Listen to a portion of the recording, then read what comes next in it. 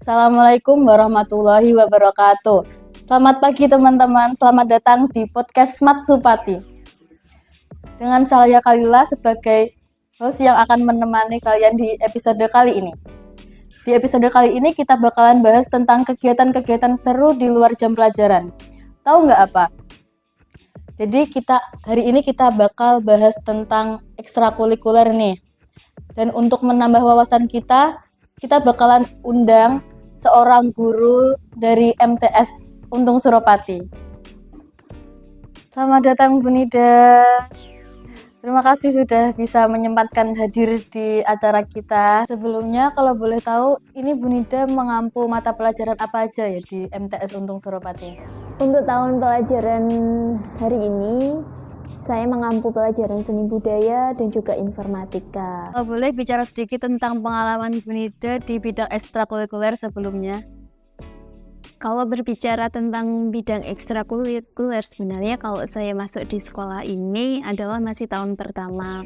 Apalagi di program kita sekolah ini juga memasuki tahun pertama. Kemudian kalau keaktifan ekstrakurikuler sebenarnya sudah dari sejak dulu waktu di SMK saya sudah banyak aktif mengikuti kegiatan dan itu banyak juga yang memberikan manfaat hingga saat ini, termasuk juga keikutsertaan dari ekstrakurikuler dari bagian pramuka, di mana itu akan melatih seseorang memiliki jiwa mandiri, kemudian dia akan dilatih menjadi seseorang yang disiplin, kemudian akan menjadi seseorang yang lebih bertanggung jawab lagi. Di tahun ini kan ada program menarik baru ya di sekolah kita. Menurut Ibu, apa sih tujuannya? Kok kita harus mengikuti program tersebut? Adanya ekstrakurikuler sebenarnya tujuan terbesarnya adalah mengembangkan potensi dari diri kalian semua. Makanya kenapa kalian harus ikut ekstra tersebut, biar kalian tidak hanya menerima di jam pelajaran saja, tapi kalian mendapatkan sesuatu hal yang baru di luar jam pelajaran sekolah.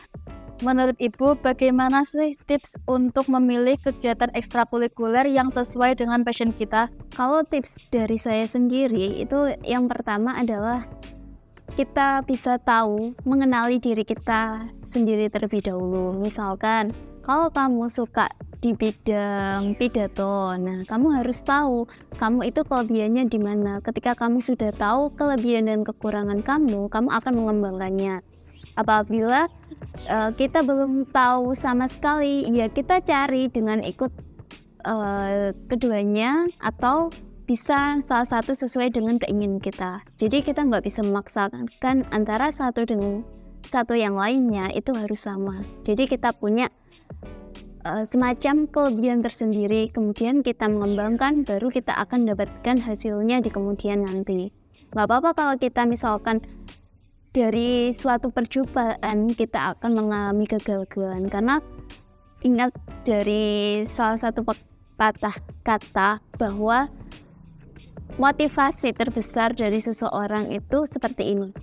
Kalau kita gagal terus-menerus, maka gagal kita akan semakin berkurang dan itu akan mengurangi jatah gagal kita di kemudian nanti. Seperti itu. Jadi kalau sesuai tips dari saya, ikuti semua kegiatan, kemudian lakukan itu sesuai dengan keinginan dan kehendak nurani kita. Jadi jangan sampai memaksakan diri untuk ikut kegiatan dan kita terpaksa untuk hadir di dalamnya. Menurut Ibu, gimana sih cara menyeimbangkan waktu kegiatan ekstrakurikuler dan tugas-tugas sekolah? Kalau menurut berdasarkan pengalaman Ibu selama ikut ekstra di sekolah, perlu adanya kita manajemen diri sendiri. Pertama, kita buat skala prioritas di mana ada sesuatu yang mendesak dan juga tidak penting, di mana kita bisa mengkategorikan kegiatan-kegiatan sama kita di sekolah. Karena kenapa biasanya itu seringkali bertabrakan dengan kegiatan-kegiatan yang ada di sekolah, seperti itu. Jadi skala prioritas, skala manajemen itu perlu kita pelajari sejak saat ini, seperti itu. Contohnya, misalkan saya di waktu hari ini harus ikut kegiatan, sedangkan pada hari ini saya pun juga harus ikut ulangan. Nah, gimana caranya saya bisa manajemen waktu? Pertama, saya prioritaskan yang paling penting adalah ikut ujian terlebih dahulu, baru kita mengikuti kegiatan itu. Jadi semua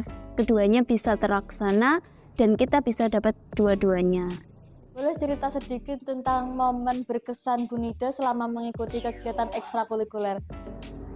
Kalau selama saya sekolah mengikuti kegiatan ekstrakurikuler, sesuatu hal yang berkesan adalah ketika waktu itu saya ditantang oleh pembina di mana saya masih pengalaman nol sekali, ditantang untuk menjadi seorang ketua selama 2 tahun. Padahal itu pengalaman yang masih jadi seseorang yang awam. Lalu ketika pada waktu itu ditantang juga bikin sebuah program di mana itu nggak semua orang bisa mencapainya. Lalu dari situlah saya belajar di mana untuk menjadi seseorang yang aktif ketika kita harus dituntut menjadi seseorang pelajar yang berprestasi di bidang akademik, kemudian ditantang untuk menjadi seseorang yang berprestasi juga di bidang non-akademik. Seperti itu. Boleh dong kasih sedikit motivasi buat teman-teman? Saya akan memberikan sebuah motivasi seperti ini. Jangan lupa ikuti kegiatan ekstrakurikuler kita di MTS Untung Suropati di tahun ajaran kali ini. Kalau motivasi terbesar, jangan jadikan diri kamu hanya sebatas saat ini, tapi lampaui batas itu, karena seseorang kalau membatasi diri saat ini, ya selamanya akan seperti itu. Baik, terima kasih atas paparan yang luar biasa. Sebenarnya masih pengen banyak dengar sharing dari Bu Nida, tapi ini waktunya sudah nggak cukup ya. Baik, terima kasih atas paparan yang sangat luar biasa di podcast kali ini. Kita akhiri dulu sampai sini. Semoga kita bisa bertemu lagi di episode selanjutnya, tentunya dengan pembahasan yang lebih menarik. Saya Kaila pamit undur diri. See you on next episode.